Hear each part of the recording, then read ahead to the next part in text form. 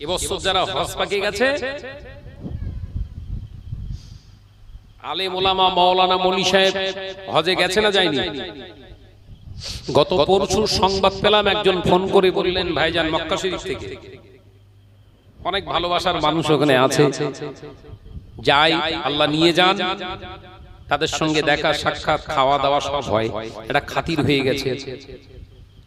Phone করে আমায় বলছে ভাইজান যারা স্টেজে উঠে আপনাদের বিরুদ্ধে পীরজাদা হুজুর কেবলাদের বিরুদ্ধে বিষোদ্গার করে, অপপ্রচার করে, এরা কত বড় জালিয়াত, কত বড় শয়তান, একটু আপনি শোনেন। আমি বললাম বলো। বলে তিনটে হুজুর এবার, তিনটে বক্তা এবার ওই হজে এসেছিল না? বললাম হ্যাঁ, ছবিতে সেরকম দেখলুম। বলে কি করেছে শুনেছেন? না তো, ওরা মক্কায়, আমি তো বাদুড়িয়ায়, শুনবো কি করে বল? বলে হুজুর এই হাজিরা বাংলার জমিন থেকে চেনাশুনো হাজি, জানা হাজি যারা এসেছিল, অনেক হাজি সরকারি খাতায় কুরবানি দেয় না। ফরজ হজের কথা বলছি, 700 রিয়াল করে কাটে। এই 700 রিয়াল টাকা তারা নিয়েছে, কুরবানি দেওয়ার নাম করে 700 রিয়াল করে নিয়ে 400 রিয়াল আরবে 400 টাকা করে দরে সব ছাগল কিনে কুরবানি দিয়েছে। এক একটা কুরবানির থেকে 300 রিয়াল মানে 300 টাকা করে ঝেড়েছে। তিনটে মৌলী সাহেব প্রায় 110 থেকে 15টা হাজির কাছ থেকে এরকম জোত চুরি করেছে। ভাইজান এরা আপনাদের নামে হুরফা হুজুর কেবলাদের নামে বিষোদ্গার করে, অপপ্রচার করে, উল্টো পাল্টা মানুষের সামনে ফতোয়া দেয়। আমার রিকোয়েস্ট, আমাদের রিকোয়েস্ট, আপনি এই কথাটা মজলিসে বলবেন, ওদের মুখোশটা খুলে যাক। চিন্তা করতে পারছেন? কুরবানি দিচ্ছে হাজি সাহেবরা 700 রিয়াল মানে এখন বর্তমান প্রায় 18,000 টাকা একটা হাজি সাহেব কুরবানি দেওয়ার জন্য বরাদ্দ করছে সরকারি তরফ থেকে। সেই টাকা নিয়ে 400 রিয়ালের ছাগল কিনে 300 টাকা ঝেড়ে দিয়ে বলছে 700 রিয়ালই কুরবানি দিয়েছি। ওই টাকা হালাল না হারাম? এই জোরে বলেন। টুপি আছে, দাড়ি আছে, স্টেজে উঠে মাঝে মাঝে আপনাদের এলাকায় দুই একজন তাদের আসে, এমন বাতেলা দেয় যেন মনে হচ্ছে জবানার বোধহয় যুগ শ্রেষ্ঠ একজন যুগ সংস্কারক এসে বোধহয়।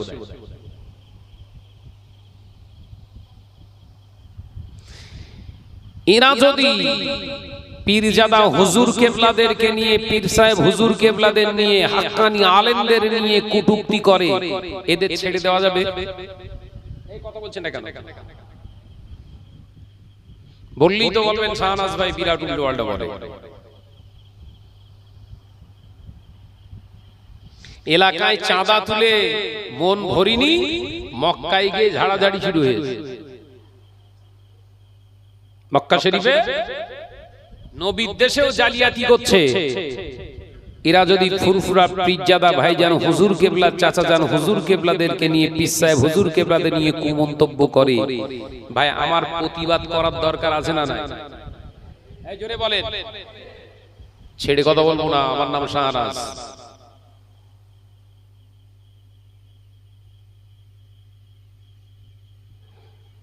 আমরা ভাইজান হুজুর কেবলা, আমি সব একসঙ্গে হজ পাকে গিয়েছিলাম 2023-এ ফরজ হজে।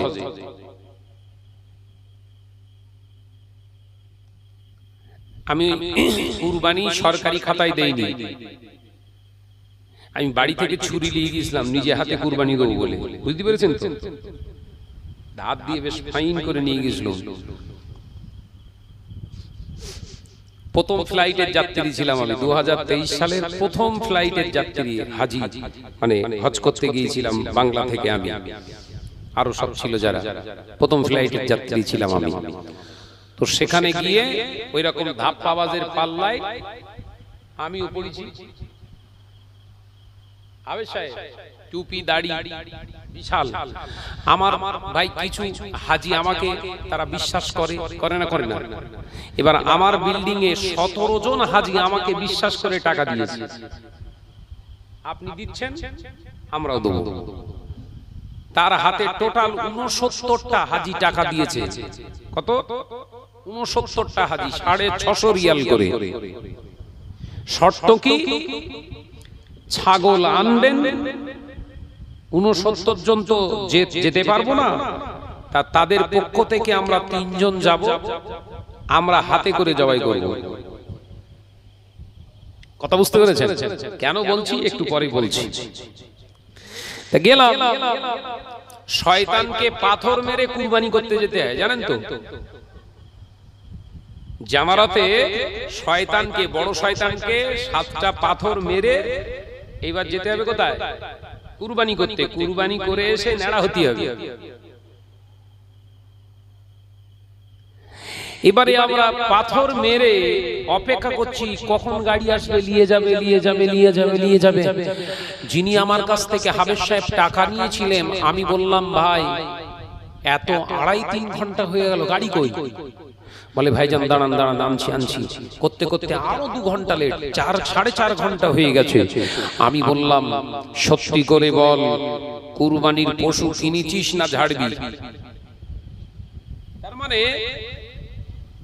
হাকিকাতে ফিল্ডে গিয়ে দেখি, ময়দানে গিয়ে দেখি 69টা ছাগলের টাকা নিয়েছে আর ছাগল কিনেছে 35টা। কথা বোঝাতে পারলাম না? বাকি যে 34টা ছাগলের টাকা গায়েব করে দিয়েছে। ব্যাগ থেকে ছুরি বার করে হাবেশ সাহেবের হাতটা ধরে বলেছি, ছাগল জবাই করার আগে তোরে জবাই করবো আমি। আমার নাম শাহনা, ও আমার হজ দরকার নেই, আমার ছাগল কই? কথা বুঝতে পারছেন না? মেজাজ তো খারাপ হয়ে গেছে। কুরবানির ময়দানে ওইসব হচ্ছে। আমি বললাম আমার হজ দরকার নেই, আল্লাহ হজ নাই না কবুল করবে, কিন্তু তোরে জবাই করে তারপর বাড়ি যাব। ও থরথর করে কাঁপছে। এই 2 বছর পরে তবে কথাটা আমি বাস্তব করছি অন ক্যামেরায়। ও থরথর করে কাঁপতে কাঁপতে বললেন, ভাইজান আপনি চিন্তা করবেন না, কার সঙ্গে কি করছো আপনার ভাবার দরকার নেই। আপনি যাদের দায়িত্ব নিয়েছিলেন আমি এক্ষুনি আপনার ছাগল এনে দিচ্ছি। এইরকম দাড়িওয়ালা, এইরকম শয়তান কিন্তু মক্কা জমিনেও ঢুকেছ। বলো সাবধান হন। মাওলানা আলেম, গলার এলাহান আর কোরআনের তাফসীর, হাদিস বর্ণনা দেখে ভুলে যেও না। আমার দাদা পীরের সেলসেলার কিনা ভালো করে ওজন করে মেপে লিও। এই কথা বুঝাচ্ছেন না? নইলে এমন খাওয়া খাইয়ে রেখে যাবে হজম হবে না, বদ হজম হবে। আর বদ হজম হলে ডাক্তার, আমতা হসপিটাল। ভাইরা, নওজওয়ানেরা, যুবকেরা, ছেলেরা, বাচ্চারা, পর্দানশীনা মা ও বোনেরা, আলোচনা বুঝুন। আমি আলোচনা করতেছিলাম আল্লাহ পাক দুনিয়া জমিনে আমাদের পাখাও মারার জন্য পাঠায় না। এ নওজওয়ানেরা, মুরব্বিয়ান ঘরেরা, ছেলেরা, বাচ্চারা, পর্দানশীনা মা ও বোনেরা, আলোচনা বুঝুন। মুজাদ্দিদুস জামান আমির শরিয়া আলা হযরত দাদা পীর সাহেব কিবলা রাহমাতুল্লাহ আলাইহি হুজুর, তিনিও একজন মানুষ ছিলেন। তিনিও জমিনে, পৃথিবীর জমিনে সংসার করেছেন। তিনিও জমিনে চাষাবাদ করেছেন। তিনিও জমিনে ধর্মের প্রচার করেছেন। ও মুরব্বিয়ান ঘরেরা, ছেলেরা, বাচ্চারা, এমন ফসল তিনি তৈরি করে গেছে। ও মুরব্বিয়ান ঘরেরা, ছেলেরা, বাচ্চারা, তিনি সন্তান মানুষ করে গিয়েছেন। এমন সন্তান মানুষ করে রেখে গিয়েছিলেন, তার ইন্তেকালের পরে আল্লাহ পাক তার সন্তানদের ভিতর থেকে 5টি সন্তান আল্লাহর ওলি হয়ে গিয়েছিলেন। আপনার সন্তানকে রেখে যাচ্ছেন, কি বানাবেন? নামাজ পড়া শুধু ইবাদত নয়, রোজা করাটা শুধু ইবাদত নয়, হজ করাটা শুধু ইবাদত নয়। ও বাবাজিরা, সোনার মানিকেরা, সন্তানদের মানুষ করাটাও হলো ইবাদত। আল্লাহ নবী পাক জবানে জানিয়ে দিলেন, সন্তান হওয়ার সাথে সাথে আমি রাসূলুল্লাহ সাল্লাল্লাহু আলাইহি ওয়াসাল্লাম পাক জবানে জানিয়ে দিলাম, একটা মায়ের একটা বাপের উপরে আল্লাহ তিনটি জিনিস ওয়াজিব করে দেয়, তিনটি জিনিস ওয়াজিব করে দেয়।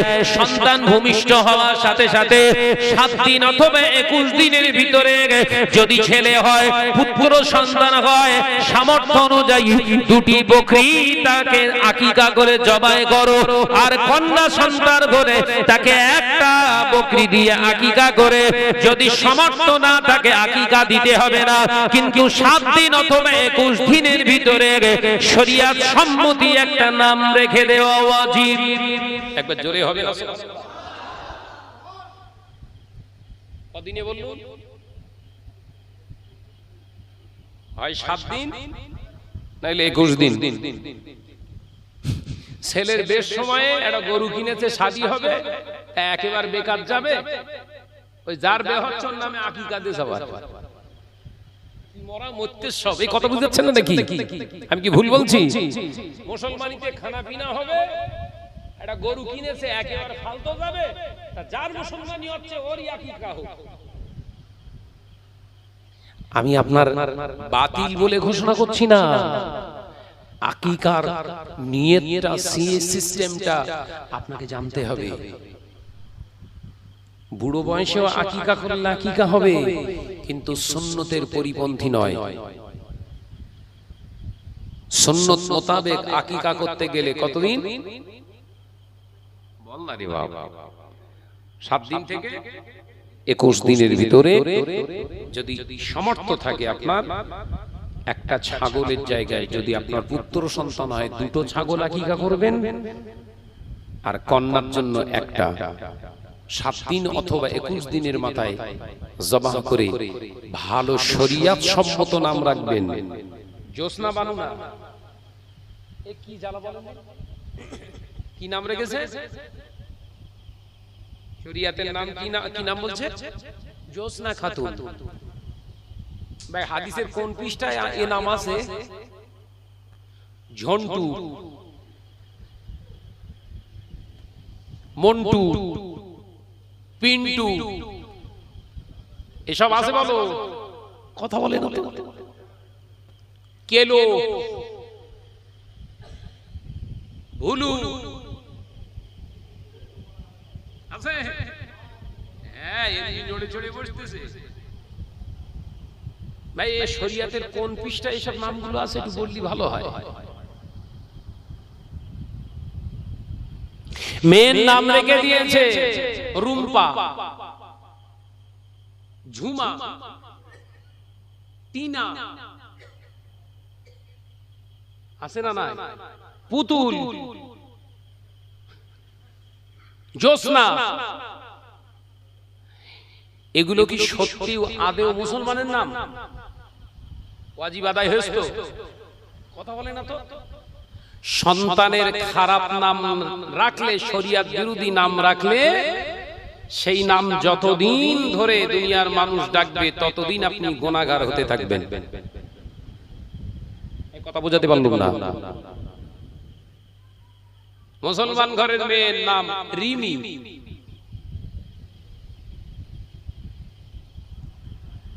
এক নাম্বার।